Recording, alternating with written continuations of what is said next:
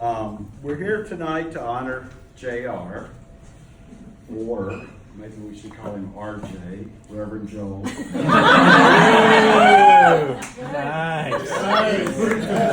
Yeah. I do know when I was growing up in Macon, Georgia, that our preachers never drank before. It's okay. Don't judge. Someone's higher than us. Okay, never mind. I can't argue with you. So anyway, 40 years. 40 years. God, long time.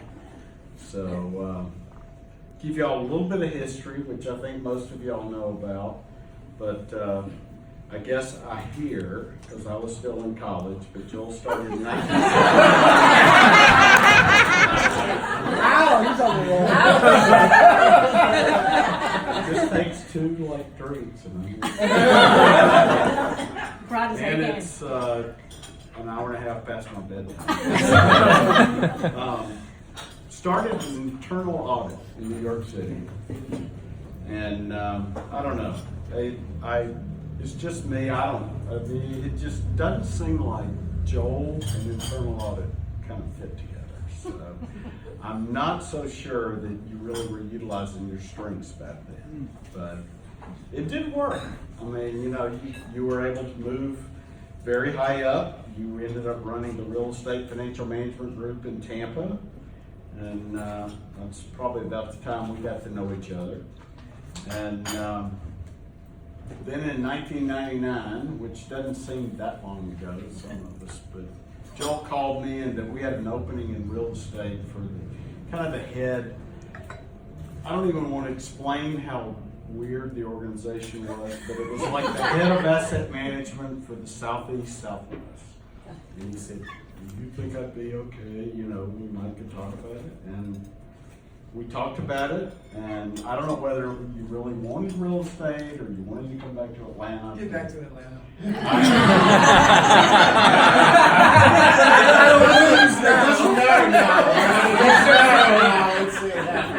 But I will say it was one of the best decisions I ever made. I can tell you that. So I'm very glad it worked out. And then in 2002, he came out here. Mark and Lil Honor made a really good decision. I would assume it was like 100% Mark. He'll never. 100% Joel.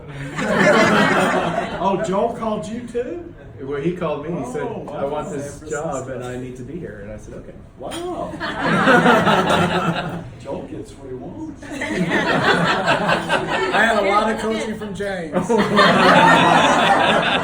I'm not going down alone. Actually, please turn off the camera. Feeling a little uncomfortable. So anyway, I'll tell a couple of stories. This is going to be short, sorry. Well, it was going to be short. But we all know, at least I do, that Joel knows everybody. And everybody knows Joel. Maybe, but it just seems like he only knows like famous people. Here we go.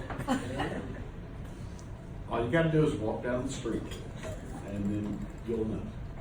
So I'll give a couple little stories about this. Once in Atlanta, I don't even know how long ago it was. We're downtown. We're just walking down the street, some off-road, not even Peachtree Street, and I hear somebody say, "Hey, Joel, how you doing?"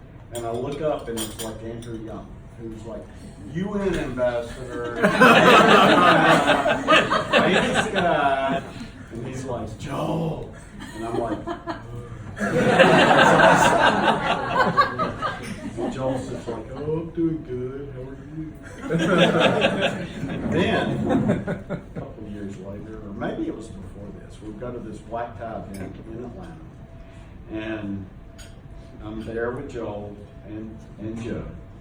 And all of a sudden I see like my boyhood idol, because I grew up in Georgia, Hank Aaron, who was the real home run king, not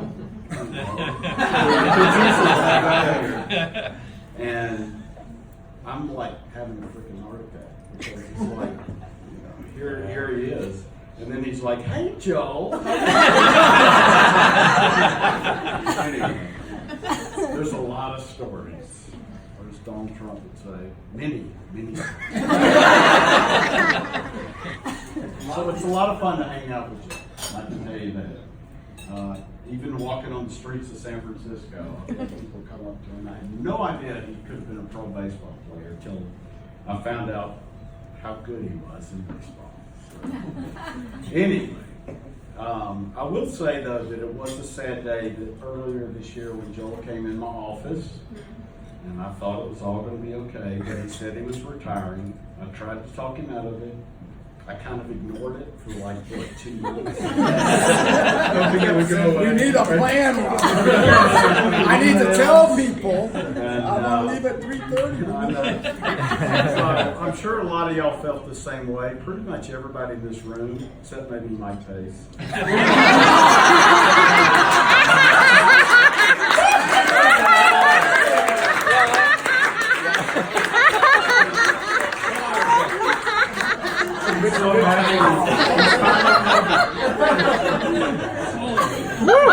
He told me he was going to retire 5 years ago. What took so long?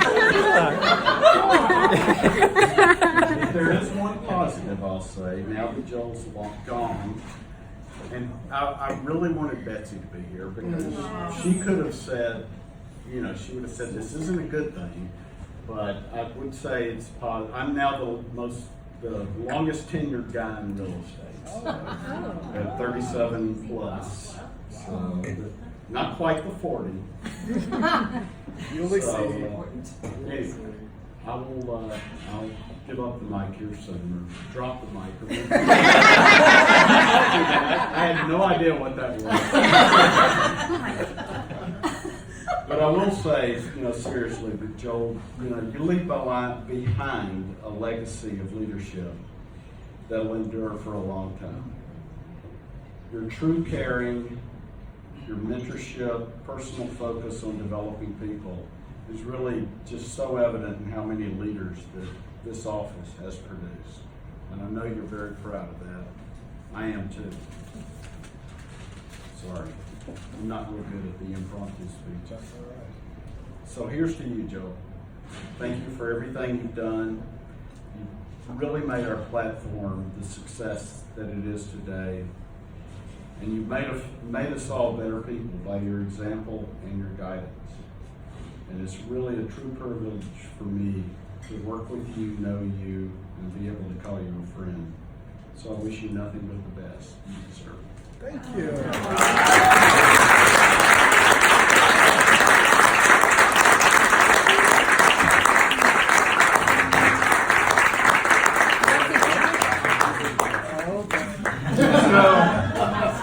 So hopefully folks around the table here may want to share a story or two, and I've got a few quick stories. Robert, great job, kind of basically summing up the whole Joel thing. But I'm going to give you a few stories. So I've been fortunate, like Robert, to know Joel for quite a long time. And the first story I'd like to share with you goes back about 25 years, so sort of the mid-1990s, when Joel was the head of REFM. He was sort of the chief financial officer for real estate. And at the time, I worked for a guy named Fred. And Robert worked for Fred. and I don't know who else. Betsy probably did too. Anyway, she's not here. Kurt knows him. Yeah. Yeah. So Fred, He's still recovering. No, he hasn't yet. Fred, managing up Fred was a real sweetheart, and that's probably the Fred that James knew. Managing down, he was not necessarily such a nice guy. And at the time, I worked on a transaction, some kind of transaction, and it was fairly big. And I told Fred sort of what the numbers were on this transaction, and he, of course, passed that on to Jim, who was his boss at the time. And then a couple of days later, I realized I didn't quite have the accounting right, and I made a mistake. And so I had to tell Fred that, the numbers that I told you, they weren't quite that good. And so Fred immediately lost his, just jumps into jumps all over me. And I said, man, I'm sorry. It is what it is. These are the numbers. And that wasn't good enough. So he pulled me into his office and he dialed up Joel on the speakerphone and immediately just jumps into Joel's stuff. And Joel very calmly said, Fred, when you're ready to discuss this transaction in a respectful manner, you can call me back. And he hung up.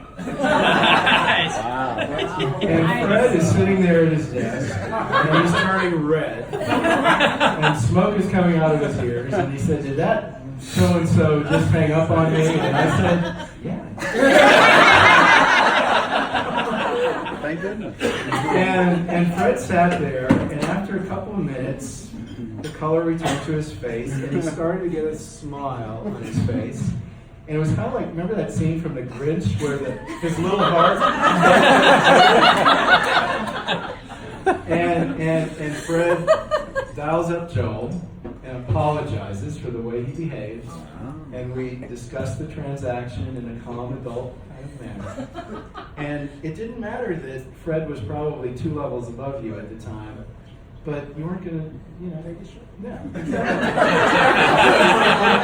That's great. Exactly. So, Write it down. so Joel has been a role model for really all of us, and has probably been the most positive impact on our value system and our culture of anybody in our organization. So my second story, fast forward 25 years to earlier this year. And as most of you know, Shirley, here, my friend Shirley.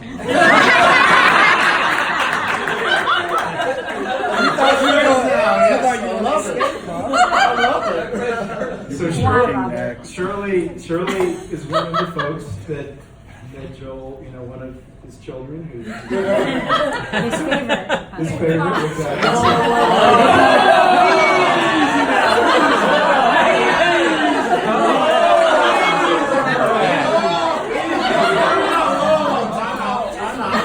You're not the crown queen. There's a lot of love going on. A little bit of an overreach. But anyway, so Shirley had worked on Joel's team all last year, and then she moved to New Jersey to be on my team. And it was sort of late February, early March, whatever, PDP review time. And I called up Joel and said, well, how are we going to do, Shirley? And he goes like, why don't you just do Shirley's review, she's working for you now. And I'm like cool with that because the way I do reviews, it's all kind of forward looking and whatever. So I sat down with Shirley, we had a nice review.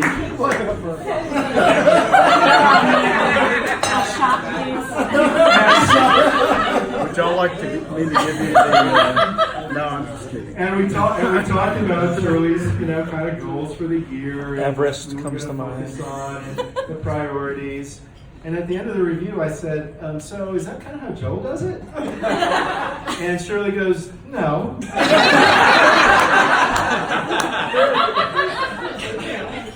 With Joel, we just mostly talked about style. And I'm thinking about that, and that's pretty cool. We talk about how you handle yourself, how you interact with others, how you react in different situations. And I'm thinking, that's kind of what it's all about, right? That's kind of how it's all about in an organization. And so surely next year we're going to talk about style.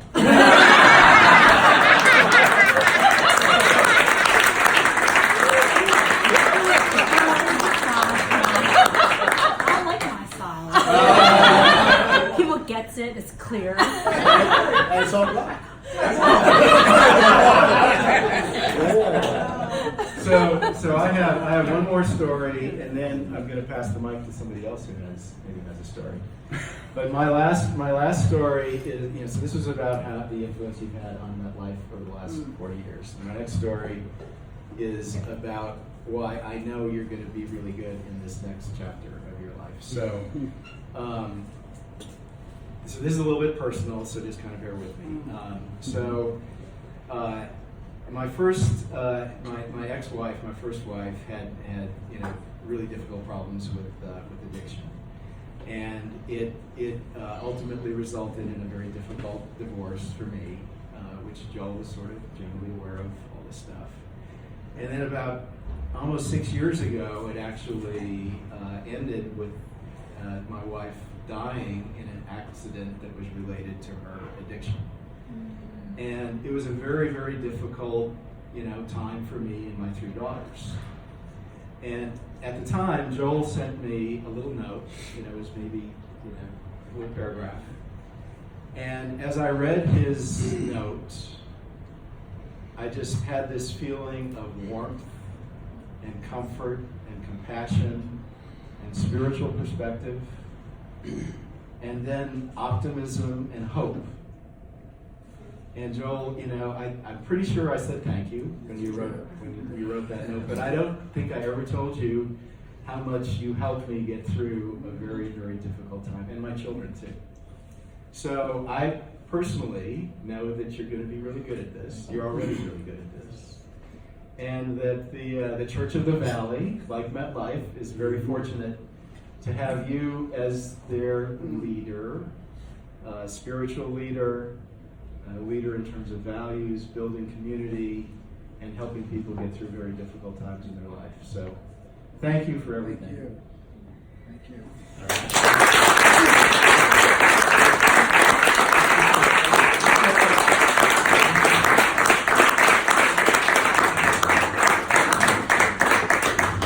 So we can go light again. So Go light again? Here, I'll say a few things. All right, we'll go light again. That's really good. Pace is happy. I'm happy. It's funny, early on tonight, when Robert, you were talking about Joel knowing everybody, he truly knows a lot of people. So I thought, a couple funny things throughout the years that I had with Joel were one meeting we were, Steve Goulart and me and Joel were coming back from a meeting from Lennar's office in One Sansom, and it was about 10:30 in the morning. So the streets were kind of, people were back in the office, there weren't many people around. And we were just walking back to the office, and then just out of the blue, we're waiting to cross the street. And someone yells out at the top of his lungs, "Hey, Joel, how are you, buddy?" And it was like, who is this guy? It was out of the blue, and it was some pal, right? Some old friend from San Francisco. And I could see Joel going like, "Quiet, man, I'm the CIO right here. Quiet down." So it was things like that where, I don't know, I just really enjoyed many experiences we had. And one other time, which I think was just really memorable, was we had Ronnie Lott come in our office, and Ronnie was coming in the office to tell us about his, exactly, another famous person. So he's coming in to pitch, he's telling us about his deal to try to keep the Raiders in, and we're thinking maybe to try to get him over to private placements possibly, And after our meeting, Joel and Ronnie start talking about people they know.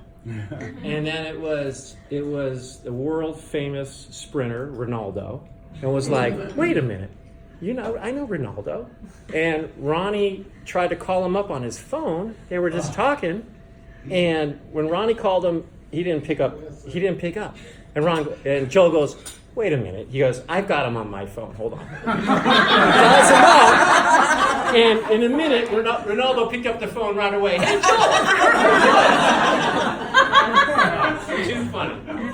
But hey, I just wanted to say, wish you an amazing retirement. Your leadership's been amazing for our office and the whole company. You've been inspirational, and your passion has been fantastic to see. We've been very fortunate. I've been very lucky to be able to work for you for over 12 years. So thank you very much. Thank you.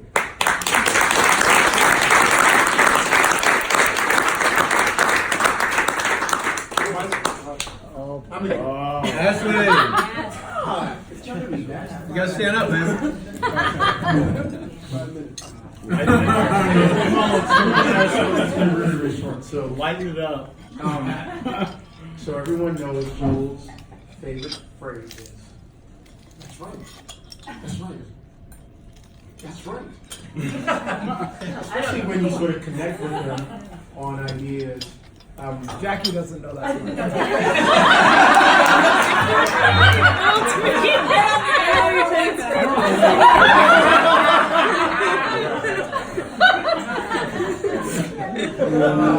Look, I'm going to make it really short. A handful of things. First, I hope to be as rich as you in character and how you lead and treat people. You have given me sort of the courage to continue to be someone that looks out for others, and you never ask for anything in return other than treating people the same way. Whatever you do, including your pastorhood, I know will have a huge impact on individuals. And I hope that everyone appreciates having you in their life, whether it's personally or professionally. But for me, personally, I know you've given me huge guidance. Forget about the professional side of it, and I can never thank you enough for what you've done. One small story. I was with Mark Wilsman in Boston, and it was probably a year or two after I came out here to work with you, and we were talking to the guys at sort of retail deal. We were looking at it Chestnut Hill in Boston, and I said to Mark, I said, Joel said something to me. I don't remember what it was, and I dropped the F-bomb in front of him, and I thought I said F-bomb to him. And Mark goes, don't say that to Joel. I'm like, Joel, the hell? I said, and then it never really dawned on me that you'd never cursed. But you accepted the fact that I was cursing because I was I was pissed off about it. So thank you for encouraging me to be myself, even though I was dropping the F-bomb in front of you.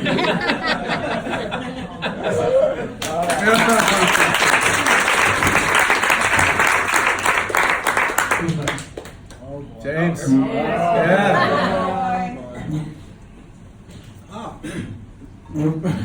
Good evening to all of those who. Do I need this? Yes. Yeah, Yes. I do need it because I'm a lot older than I used to be. But for those who don't know who I am, that probably is a good thing.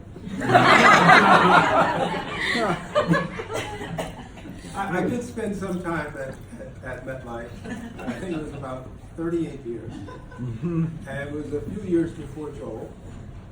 I remember when Joel first came into my office in Foster City. I didn't know you guys had just gotten married or something like that. It was close to in time because this was in the early 80s.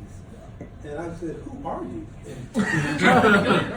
Well, he wasn't in real estate and he wasn't in legal, and yet he was saying he was looking at stuff. So I found out that he was the auditor that was going to oversee real estate, which I thought was a good thing at the time.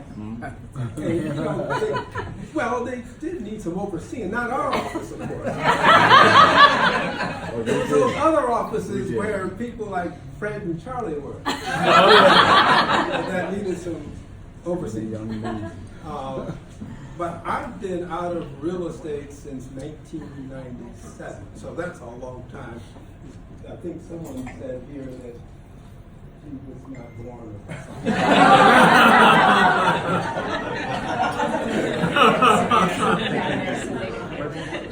And I've been retired from MetLife for, I think, 12 years, 9 actual and 3 before.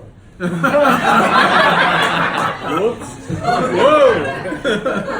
when you know you get ready to go, you just go and don't tell anybody. Now, Joe, I don't know what you did, but I understand you just got back from a cruise, and someone told me you were doing that like every year. Looking for real estate, I understand. Yes. This time it was in Turkey. Now, Joe and I are friends. Joe, and his family and I are friends. I've never had a business deal with Joe. Never had an argument with Joe. Had lots of conversations with Joe. Never met any of his famous friends.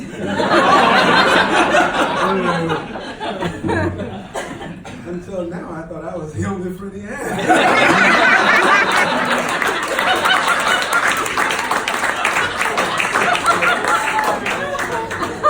But that's all right.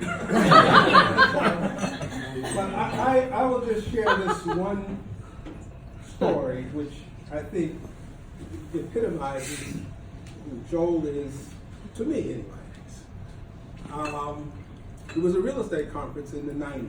You may recall this. I had just joined the business side of real estate. Some of the people think I was always on the legal side, but I tortured some people on the business side. And We love you, Michelle.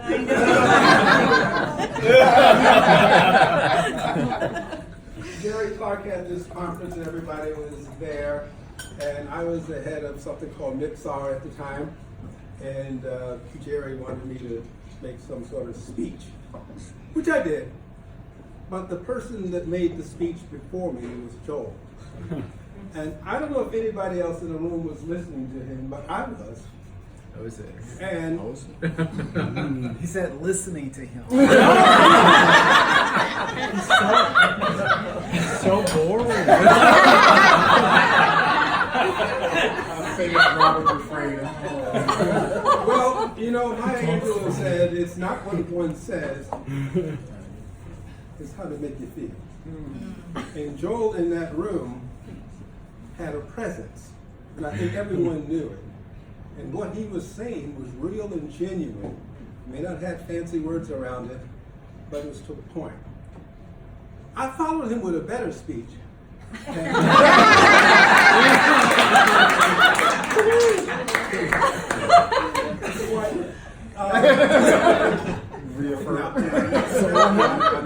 I don't want to get any praise for my better speech. We're going to work out these bad loans. What I said was that you never step in the same river twice. And that has been true of Joel throughout his career.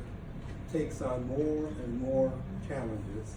And in each case, as you've heard around this room, it's not so much what he said, it's how he made you feel. And to me, that will always be part of the friendship that we have. Because he is a man of integrity. You can rely on him, you can count on him. His word is his bond. And for that, I will forever have respect for you and your family and appreciate you. Thank you very much.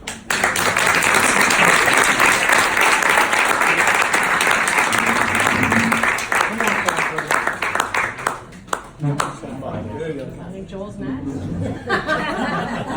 See to Joel.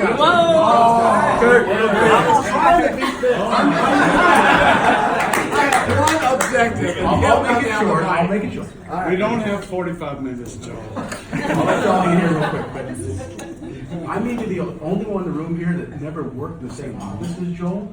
And so we were kindred spirits in like a different way. We had this, kind of what you said about his presence, the vibe that he has.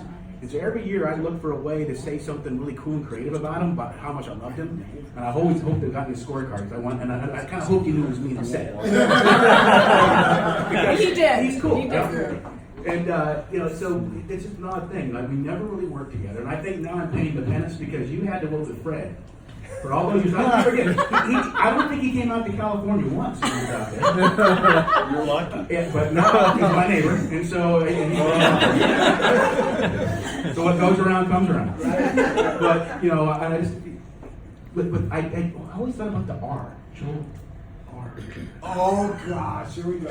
And I said, what is that all about? Until one day I met a really nice young man, and he said, "You know my Uncle Ronnie?" And I said, "Uncle Ronnie?" In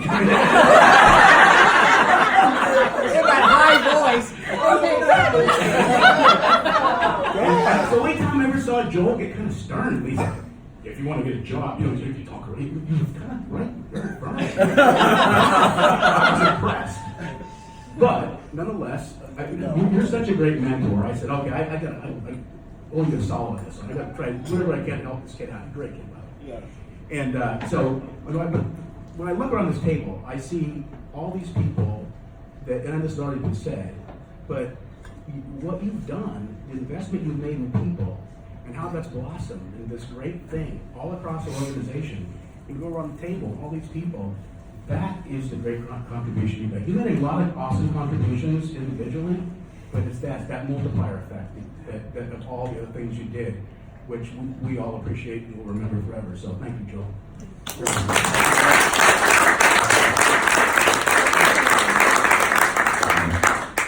All right, I'm going to keep this short. Each of you have heard me preach and talk in staff meetings and office lunches and anywhere I get.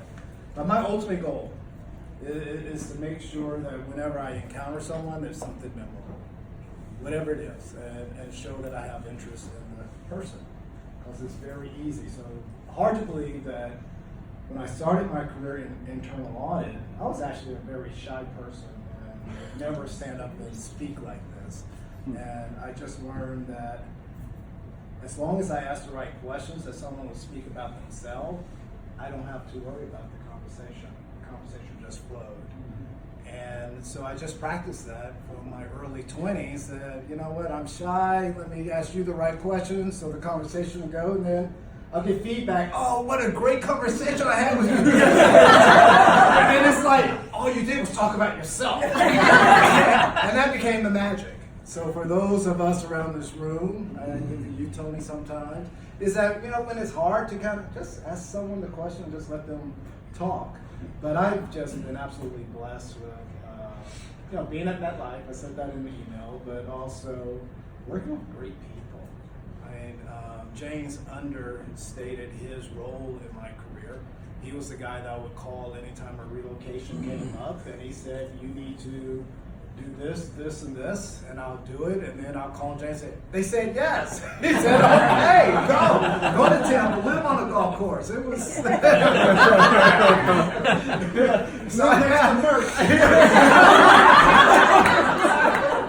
others again, then Michigan. Unfortunately, he never played golf. But it really is a great platform. We have a great balance sheet that speaks for itself when we walk into a conference room, and just great people, great culture. And I always want to be the group, and from accounting, internal audit, wherever I was, there was always this thing about if MetLife get bought by someone else, I said, I'm not going to worry about it because we're going to be the best of MetLife. And whether I was 50 people in accounting, 10 in real estate, or we've grown to 20-something now, we're just going to be the best. San Francisco was going to be the best. And whoever was going to buy us, they had no option but to take the San Francisco office. That's what motivated me. And that's what drives all of us every day. It's just to be the best. And so I'm looking forward to Mike, this office continuing to be the best. You're here. Because I also am a big believer that the next leader should take it to another level. You kind of peak, and then there's another level. I can always be nice, I can always keep the culture, but there's another level for San Francisco to go. And I think we have the right people. So I set that up for you. No pressure. And DC.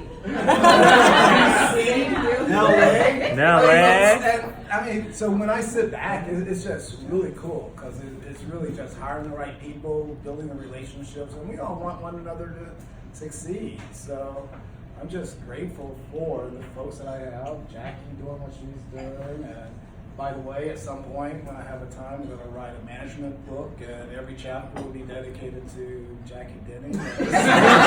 I think in life I'm going to have 2 books I'll write. One that's really faith-based, and it'll have scripture and a statement about the scripture and what it means. And then I'm going to have a management one, and it'll be a Jackie statement. Oh, the challenge. And what it means. A true statement. And she's still here in MetLife. I thought I was the only one that had a skirt on in this office, Joel. Oh my God!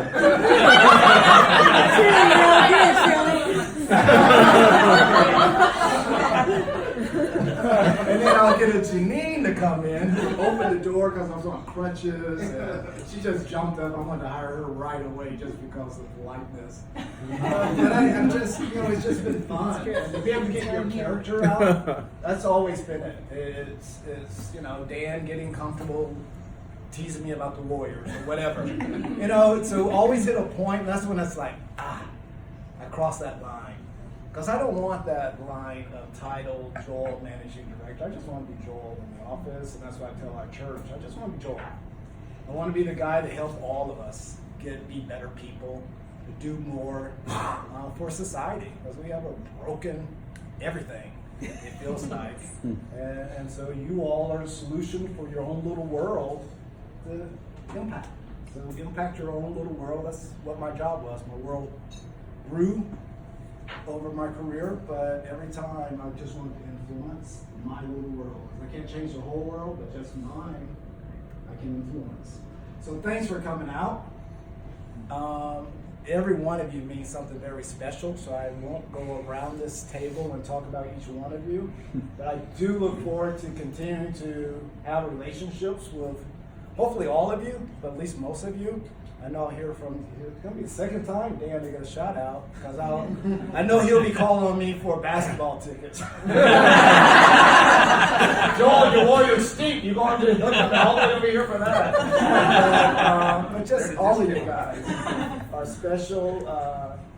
James, thanks for coming out. Jackie, Janine, and Leslie. I really appreciate you all taking the time out of your calendar, your family time, your personal time, jump on a plane and coming out here to the New Jersey group. Robert, Mark, and Catherine, good to see you. Ashley, I know we'll be talking much more. And George, good to see you. For retirement. And I'm going to look just as happy as him. How many years? How many years, George? About 3. 3. 3. So about next month, I'll be just like that. So thanks a lot, and appreciate you guys coming. Enjoy the meal. I looked at that menu. Thank you, Annalisa. No games. I appreciate that. So enjoy.